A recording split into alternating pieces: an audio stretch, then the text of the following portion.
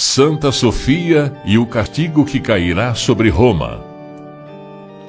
Hoje vamos falar sobre a justiça divina, como Deus atua na história e castiga quando uma determinada pessoa ou uma determinada sociedade não corresponde às graças que Ele dá.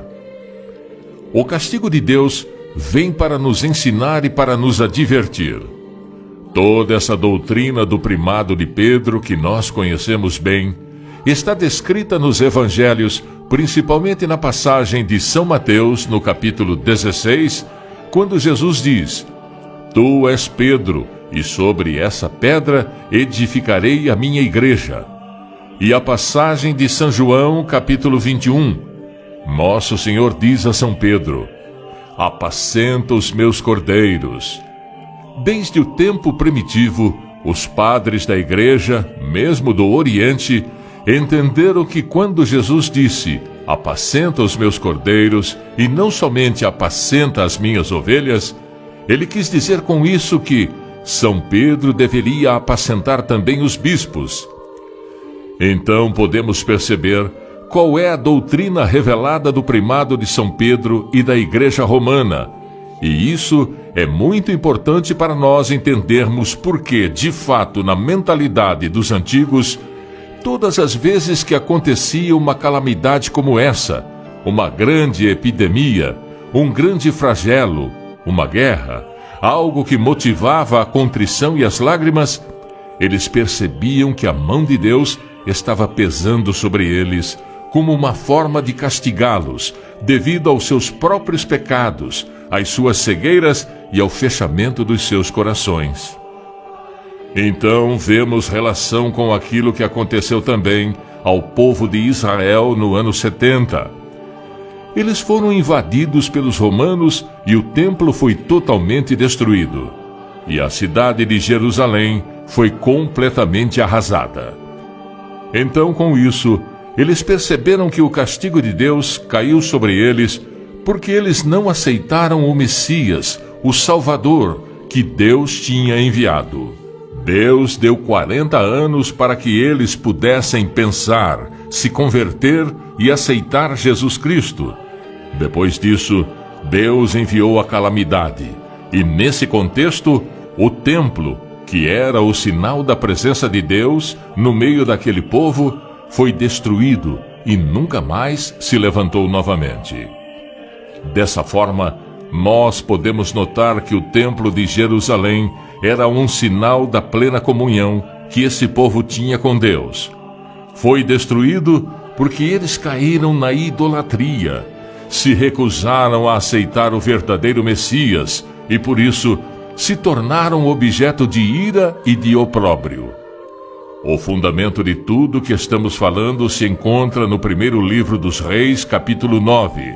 Se vos desviardes de mim, vós e vossos filhos, e não observarem os preceitos e as ordens que vos prescrevi, e se prestares culto a deuses estranhos, prostrando-vos diante deles, eu exterminarei Israel da terra que lhe dei. Lançarei de minha presença o templo que consagrei ao meu nome, e Israel será objeto de sarcasmo e zombaria para todos os povos. Embora hoje seja tão grande esse templo, todo aquele que passar diante dele ficará pasmado e dirá: Por que tratou o Senhor assim esta terra e este templo? E lhe dirão: Porque abandonaram o Senhor seu Deus, que tirou os seus pais do Egito, e seguiram a outros deuses, prostrando-se diante deles e adorando-os. Por isso o Senhor mandou sobre eles todos esses males. 1 Reis 9, 6, 9. Essa passagem é fundamental. É através dessa passagem bíblica que nós encontramos a compreensão de todos esses eventos históricos. Isso não é uma brincadeira. Não é uma coisa do passado que a gente tem que esquecer e deixar de refletir.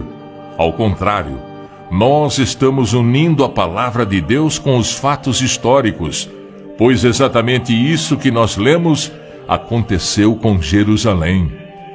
A respeito desse evento dramático, nós podemos fazer algumas citações de Dom Guéranger no seu livro.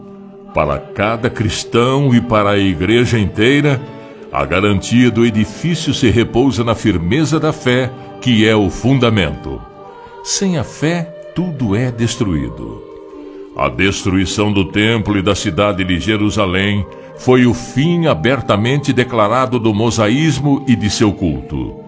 Não foram as legiões romanas, mas foi Deus mesmo que fez essa guerra e que comandou essa destruição.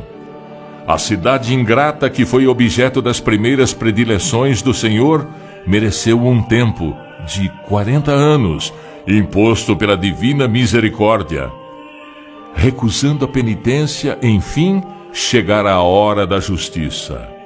Oh, que a igreja aprenda agora e nunca se esqueça que nenhuma bênção, nenhuma santidade do passado pode garantir uma proteção contra a desgraça e a ruína. Deus prodigaliza os favores para seus eleitos, que Ele convida a uma maior intimidade com Ele. Entretanto, ai daquele que por negligência não corresponde às graças. Se a pessoa recebe mais graças, ela terá maior responsabilidade. Dentre todas as raças da terra, só a vós eu conheço, por isso vos castigarei por todas as vossas iniquidades. Amós 3, 2. Aquele que não conhece está na ignorância. Deus não castiga. Mas se a pessoa sabe, se ela recebeu aquelas graças, se ela conhece a verdade, ela vai ser castigada. Nem se a arca da aliança estivesse presente naquela hora, poderia salvar aqueles descendentes indignos dos patriarcas que quebraram a aliança que Deus tinha concluído com a casa de Jacó. Que possamos aproveitar dessas lições do passado. A ruína dos judeus é o anúncio e a imagem do grande castigo que virá sobre o mundo. Quando todos rejeitarão a verdadeira igreja, que então sofrerá todas as provas dos finais dos tempos. Nessa perspectiva é que nós devemos entender também o que está para acontecer com Roma. Vamos perceber a perspectiva história que nós estamos vivendo hoje em relação a Roma, para que nós possamos fazer essa relação com esta palavra que já teve seu efeito para Jerusalém e para Constantinopla. Vamos ver se ela também não tem uma referência com esta cidade, que ainda se diz a sede da Igreja de Deus, a sede do Israel de Deus, ou seja, da Igreja Católica. E uma vez que nós concluímos que essa cidade, hoje, está cometendo a mesma atitude de Jerusalém do passado, ou de Constantinopla, 1500 anos depois, e agora, no nosso tempo, estamos vendo esse acontecimento se reproduzir no Ocidente. Veja o que acontece hoje na França. Quantas igrejas são incendiadas, quantas igrejas são vandalizadas, porque a França, que era a filha primogênita da igreja, hoje é aquela que lidera a apostasia e a revolução. Frei Tiago de São José. Feliz de quem lê, segue e divulga o livro A Palavra Viva de Deus, porque serão chamados de filhos da luz.